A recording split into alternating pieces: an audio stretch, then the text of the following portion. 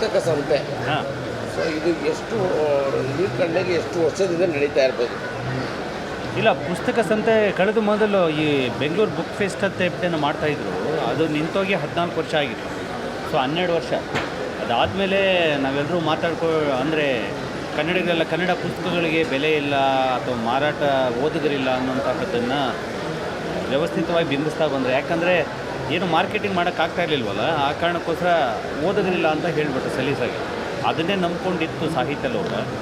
ಅದು ನಿಜ ಅಲ್ಲ ಅಂತ ಹೇಳಿ ಪ್ರೂವ್ ಮಾಡಲಿಕ್ಕೆ ಕಳೆದ ವರ್ಷ ಮಾಡಿದ್ವಿ ನಾವು ಪುಸ್ತಕ ಸಂತೆ ಅಂತೇಳಿ, ಒಂದು HSR ಲೇಔಟಲ್ಲಿ. ಸೊ ಅದಕ್ಕಿಂತ ಒಂದು 100 ಪಟ್ಟು ದೊಡ್ಡದಾಗಿ ಈಗ ಜಯನಗರದಲ್ಲಿ ಮಾಡಿದ್ದೀವಿ. ಮತ್ತು ರೆಸ್ಪಾನ್ಸು ನೀವು ನೋಡ್ತಾ ಇದ್ದೀವಿ. ಈ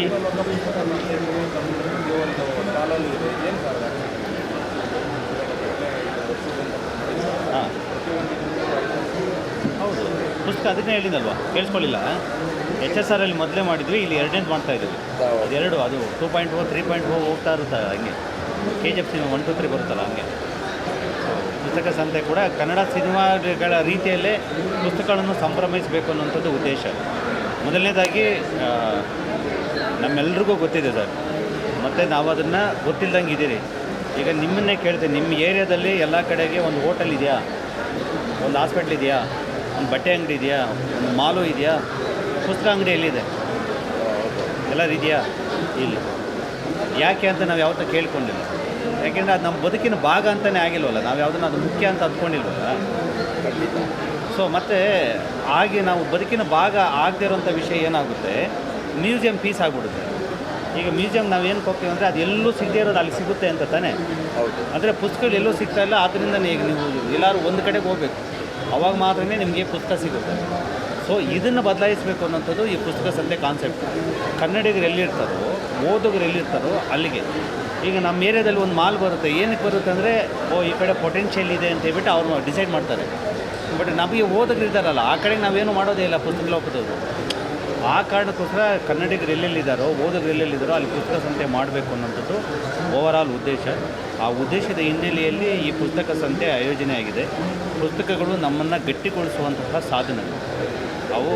ನಾವು ಈಗೆಲ್ಲ ಏನು ರೀಲ್ಸ್ ನೋಡ್ತಾ ಇದ್ದೀವಿ, ಸಿನಿಮಾಗಳು ನೋಡ್ತೀವಿ, ಫೇಸ್ಬುಕ್ ಅದೆಲ್ಲ, ಇವೆಲ್ಲ ಕೂಡ ಒಂದು ಭ್ರಮ ಜಗತ್ತು. ಅವು ಅಗತ್ಯ ಇದೆ, ಬಟ್ ಅಷ್ಟೊಂದು ಅಗತ್ಯ ಇಲ್ಲ. ಆದರೆ ಪುಸ್ತಕಗಳು ಓದ್ತಾ ಓದ್ತಾ ಓದ್ತಾ ನಮ್ಮೊಳಗೆ ಒಂದು ಕಲ್ಪನಾ ಶಕ್ತಿ ವೃದ್ಧಿ ಆಗುತ್ತೆ, ನಮ್ಮ ಬದುಕಿಗೆ ಒಂದು ದಿಕ್ಸೂಚಿ ರೆಡಿ ಆಗುತ್ತೆ, ಒಂದು ಮಾರ್ಗದರ್ಶನ ಸಿಗುತ್ತೆ, ಮತ್ತು ಒಂದು ಗಟ್ಟಿತನ ತನ್ನಿಂದ ತಾನೇ ರೂಪುಕೊಳ್ತಾ ಹೋಗುತ್ತೆ. ಆ ಗಟ್ಟಿತನ ಪುಸ್ತಕಗಳಲ್ಲಿದೆ. ಆ ಪುಸ್ತಕಗಳು ನಮ್ಮ ಮನೆಗಳಲ್ಲಿರಬೇಕು ಅನ್ನೋಂಥದ್ದು, ನಮ್ಮ ಮಕ್ಕಳಿಗೆ ಓದುವ ಅಭ್ಯಾಸ ಮೂಡಿಸಬೇಕು ಅನ್ನೋಂಥದ್ದು. ನಮ್ಮ ಮಕ್ಕಳು ಇವತ್ತು ಪುಸ್ತಕ ಓದ್ತಿದ್ದಾರೆ, ಇಲ್ಲ ಅಂತಲ್ಲ, ಬಟ್ ಅವರೆಲ್ಲರೂ ಕೂಡ ಇಂಗ್ಲೀಷ್ ಪುಸ್ತಕ ಓದ್ತಿದ್ದಾರೆ, ಕನ್ನಡ ಪುಸ್ತಕ ಓದ್ತಾ ಇಲ್ಲ. ಕನ್ನಡ ಪುಸ್ತಕಗಳು ಇಲ್ಲ ಅಂತಂದರೆ ಅವ್ರಿಗೆ ಹಿಡಿದಿಟ್ಕೊಳ್ಳೋದು ಹೇಗೆ? ನೀವು ಕನ್ನಡ ಓದೋರಿಗೆ ಉದ್ಯೋಗ ಸಿಗ್ತಿಲ್ಲ ಅಂತ ಒಂದೇ ಹೇಳ್ತೀರಾ, ಮತ್ತು ಕನ್ನಡದಲ್ಲಿ ಓದೋದೇ ಇಲ್ಲ ಅಂತ ಹೇಳ್ತೀರಾ, ಮತ್ತು ಭಾಷೆನ ಹೇಗೆ ಉಳಿಸ್ಕೊತೀರಾ ನಾಳೆ? ಸೊ ಏನೋ ಒಂದು ಕ್ರಮ ಬೇಕಲ್ಲ. ಹಾಗೆ ಒಂದು ಭಾಷೆನ ಉಳಿಸ್ಕೊಳ್ಳೋ ನಿಟ್ಟಿನಲ್ಲೂ ಕೂಡ ಈ ಸಂತೆ ಉಪಯೋಗಕಾರಿಯಾಗಿದೆ. ಕನ್ನಡ ಪುಸ್ತಕಗಳನ್ನು ಓದಿಸುವ ನಿಟ್ಟಿನಲ್ಲಿ ಆ ಮಾರುಕಟ್ಟೆ ವೃದ್ಧಿ ಮಾಡೋದರಲ್ಲೂ ಇದು ಉಪಯೋಗಕಾರಿಯಾಗಿದೆ. ಮತ್ತು ಓದುಗರಿರೋ ಕಡೆಗೆ ಅವ್ರಿಗೆ ಓದುಗನೇ ದೊರೆ ಅಂತ ಅಲ್ಲೇ ನಾವೊಂದು ಪೋಸ್ಟ್ ಹಾಕಿದ್ದೀವಿ, ನೀವು ನೋಡಿರಬೇಕು. ಓದುಗ ದೊರೆ, ಅವನಿಗೆ ರೆಸ್ಪೆಕ್ಟ್ ಕೊಡಬೇಕು, ಅವನಿರೋ ಕಡೆಗೆ ನಾವು ಹೋಗಬೇಕು, ಪುಸ್ತಕ ಕೊಡಬೇಕು. ಸೊ ಅಂಥದ್ದು ಬಿಟ್ಟು ನಾವು ನೀನೇ ಬಾ ನಮ್ಮ ಹತ್ರ ಅಂತ ಕರೆಯೋದಿದೆಯಲ್ಲ, ಅದು ದಾರ್ಷ್ಯ, ಅಹಂಕಾರ. ಸೊ ಆದ ಕಾರಣಕ್ಕೋಸ್ಕರ ಇಲ್ಲಿದ್ದೀವಿ ಸರ್.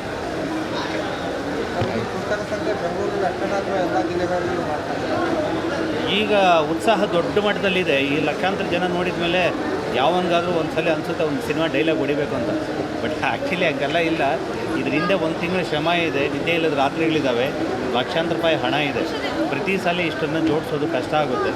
ಒಂದು ವೇಳೆ ಹೊರಗಡೆಯಿಂದ ಯಾರಾದರೂ ಪ್ರತಿ ಜಿಲ್ಲೆಯಿಂದ ನೀವು ಬನ್ನಿ, ನಾವಿದ್ದೀವಿ ಇಲ್ಲಿ, ನಾವು ಆತಿಥ್ಯ ಕೊಡ್ತೀವಿ ಅಂತ ಅಂದರೆ, ನಾವಿಲ್ಲಿಂದ ಒಂದು 50 ಜನ 100 ಜನ 1 ಲಕ್ಷ ಪುಸ್ತಕ ತೊಗೊಂಡು ಹೋಗೋಕೆ ರೆಡಿ ಇದ್ದೀವಿ. ಯಾರಾದರೂ ನಿಮ್ಮ ವೀಡಿಯೋಗಳ ಮುಖಾಂತರ, ನಿಮ್ಮ ಮಾಧ್ಯಮದ ಮುಖಾಂತರ ಆ ಥರ ನಮ್ಮನ್ನು ಸ್ವಾಗತಿಸಲಿಕ್ಕೆ ಯಾವುದಾದ್ರು ಜಿಲ್ಲೆಯವರು ರೆಡಿ ಇದ್ದರೆ ನಾವು ನಾಳೆನೇ ರೆಡಿ ಇದ್ದೀವಿ. Thank you sir.